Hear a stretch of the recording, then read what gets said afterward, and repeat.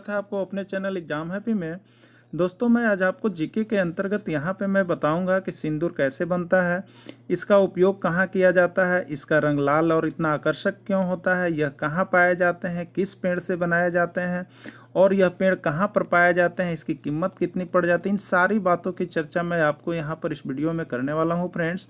तो आप जीके इन हिंदी के अंतर्गत जनरल नॉलेज के अंतर्गत आप हमारे साथ वीडियो के अंत तक बने हुए रहिएगा, जिससे मैं आपको इन सारी बातों को जानकारी बहुत ही रोचक रूप में देने वाला हूँ, जिसको मैं यहाँ पर टाइप करके भी आपके बीच लेकर के आया हूँ। आप चाहे तो इसको लिख भी सकते हैं, नोट्स भी बना सकते हैं। तो चलिए फ्रेंड्स, आइए देखते हैं कि सिंदूर कैसे बनता है, उसका उपयोग कैसे किया जाता है, कहाँ किया जाता है।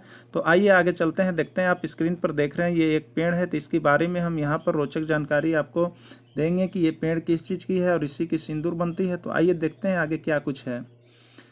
सिंदूर, हाँ वही सिंदूर जो माँ लगाती है, वही सिंदूर जो एक शादीशुदा औरत लगाती है, वही सिंदूर जिसकी कीमत अभी तक रमेश बाबू को पता नहीं चली।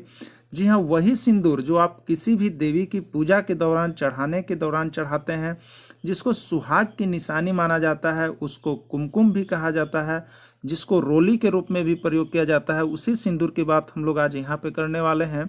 सिंदूर का रंग एकदम सुर्ख लाल होता है मित्रों, जो देखने में भी बेहद आकर्षक लगता है। जब आप वैष्णो देवी या किसी भी माता के मंदिर में दर्शन के लिए जाते हैं तो वहाँ पर हर दुकान में आपको सिंदूर रखा हुआ मिल ही जाएगा।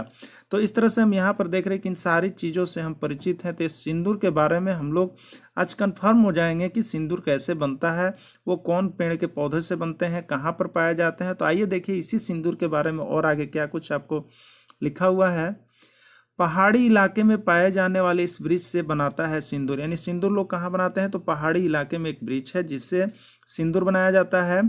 लोग वहां से थोक में सिंदूर लेकर भी आते हैं, लेकिन क्या अपने आप कभी इस बारे में सोचने की कोशिश की कि आखिर सिंदूर का रंग इतना लाल क्यों और कैसे होता है, सिंदूर को कैसे बनाया जाता है? नहीं तो कोई नहीं, आज हम आपको बताएंगे कि इसको कैसे बनाते हैं। दरअसल ज़्यादातर सिंदूर को पहाड़ी इलाकों में पाए जाने वाले एक पौधे बिक्सा ओरिलोना, एक पौधे बिक्सा ओरिलाना से बनाया जाता है। यानी अब आप जान गए होंगे पौधे का नाम क्या है। पौधे का नाम है बिक्सा ओरिलाना से बनाया जाता है। 20 से 25 फीट ऊंचे इस वृक्ष में फलियां गुच्छे के रूप में लगते हैं। जैसे आप देखते होंगे यहाँ पे जो गुच्छे के रूप में लगते हैं, जैसे अंगूर के गुच्छे होते हैं, जैसे आप और भी गुच्छे वाले फल देखते हैं, तो उसी तरह से ये भी जो होते हैं पहाड़ी इलाके में पाए जाते हैं और वो गुच्छे के रूप में वहाँ पर उस पहाड़ी इलाकों में 20 से 25 फीट ऊंचाई के पौधे होते हैं और उसमें यह लाल रंग के यहाँ पर वृक्षों में फलियाँ लगती है। आइए, शरद ऋतु में फलियों से खिल उठता है ये वृक्ष। जैसे यदि आप अन्य किसी राज्य से हैं तो जैसे हर राज्य का अपना अपना पुष्प होता है, तो आप देखते हैं कि किसी विशेष ऋतु में पुष्प जो होते हैं वो बहुत ज़्यादा मात्रा में खिलते हैं, किसी विशेष ऋतु में पुष्प नहीं वो खिल पाते हैं। तो यहाँ पर ये जो पुष्प है उस शरद ऋतु में फलियों से खिल उठता है ये वृक्ष। यानी ओरेलना का वृक्ष जो है वो किस ऋतु में, तो शरद ऋतु में फलियों से खिल उठता है वृक्ष। इन फलियों का आकार मटर के फलों की तरह होता है फ्रेंड्स। इन फलियों का आकार मटर के फलों की तरह होता है। शरद ऋतु के दौरान इस वृक्ष पर फलियां थोक में लद जाती है। फलियों के अंदर के भाग का आकार भी मटर की फली जैसा होता है, जिसमें सरसों के आकार के दाने होते हैं और लाल रंग के पराग से ढके हुए होते हैं, जिससे बिना कुछ मिलाए शुद्ध सिंदूर या कुमकुम की तरह प्रयोग किया जाता है। इसके दानों को अच्छी तरह से पीसने पर लाल रंग के सिंदूर के रूप में आ जाते हैं। तो इस तरह यह वृक्ष में बहुत ही क्वालिटी होती है, बहुत ही गुण होते हैं, जिसके अंदर मटर के आकार के दाने होते हैं और ये इतने लाल होते हैं कि इसको अगर पीस दिया जाए तो जिस चीज़ पर आप पीसते हैं वो भी पूरे लाल हो जाते हैं और वो पराग के रूप में होते हैं। इसीलिए इससे लाल सिंदूर बनाया जाता है इसमें, और ज़्यादा करके ये शरद ऋतु के मौसम में बनाए जाते हैं। आइए, विदेशों में भी इस वृक्ष की फलियों की मांग हो रही है। तो हाँ, आपको बता दें कि ये जो वृक्ष है उसका विदेशों में मांग हो रही है। वहीं इस पौधे और सिंदूर को लेकर एक मान्यता काफ़ी प्रचलित है। इस पौधे को लेकर के मान्यता काफ़ी प्रचलित है। वो क्या प्रचलित है, तो देखिएगा आप यहाँ पर कि वहीं इस पौधे और सिंदूर को लेकर एक मान्यता भी काफ़ी प्रचलित है।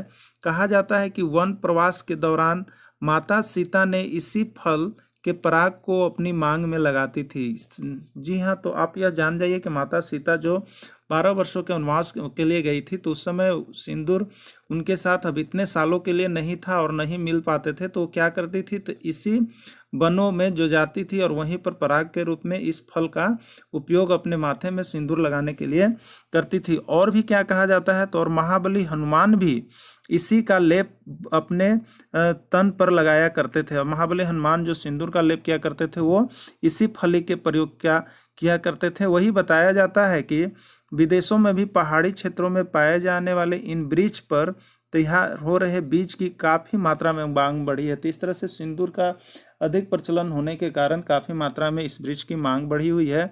और यहाँ पे आपने देखा कि रामायण के जो रोल है, यहाँ पर माता सीता भी इसी वृक्ष के फल का प्रयोग करती थी और हनुमान जी भी इसी वृक्ष के फल का प्रयोग करते थे। इससे अमेजन से लेकर कोरिया और केवी के केंद्र में डिमांड आना शुरू हो गया है। पता हो कि स्थानीय नाम से चर्चित अनटाइल पौधा भी कहा जाता है। इसको स्थानीय नाम से विदेशों में जो है अनटाइल्ड पौधा भी कहा जाता है। तो इस तरह से मित्रों, आपने यहाँ पर देखा कि सिंदूर कैसे बनाया जाता है, उस पौधा का नाम क्या है और वो किस किस के दौरान प्रयोग किया जाता था, इसकी विदेशों में मांग क्यों हो रही थी, इन सारी बातों की चर्चा हमने इस वीडियो में की। तो फ्रेंड्स, यदि आपको इस तरह जीके इन हिंदी के अंतर्गत वीडियो अच्छी लगती है तो आप हमारे चैनल को सब्सक्राइब कीजिए, लाइक कीजिए। और इस तरह के प्रश्न जो होते हैं वो प्रतियोगिता परीक्षा की दृष्टि से भी होते हैं, तो मैं आपके लिए यहाँ पर इस तरह का वीडियो लेकर के आते रहता हूँ। और हमारे इस चैनल पर यहाँ पर जीके ट्रिक्स होते हैं। उसके बाद यहाँ पर विभिन्न राज्यों में होने वाले शिक्षक पात्रता परीक्षाओं की तैयारी भी करवाई जाती है। उसके बाद जेएसएससी, रेलवे, एनडीए, एयरफोर्स की तैयारी होती है। तो आप इस चैनल के साथ जुड़ करके बहुतों ही फायदा उठा सकते हैं। तो चलिए, आपने वीडियो को अंत तक देखा, इसके लिए आपको बहुत बहुत धन्यवाद। Thanks for watching this video. फिर मैं मिलूंगा नेक्स्ट वीडियो के साथ, तब तक के लिए इतना ही। जय हिंद, जय भारत।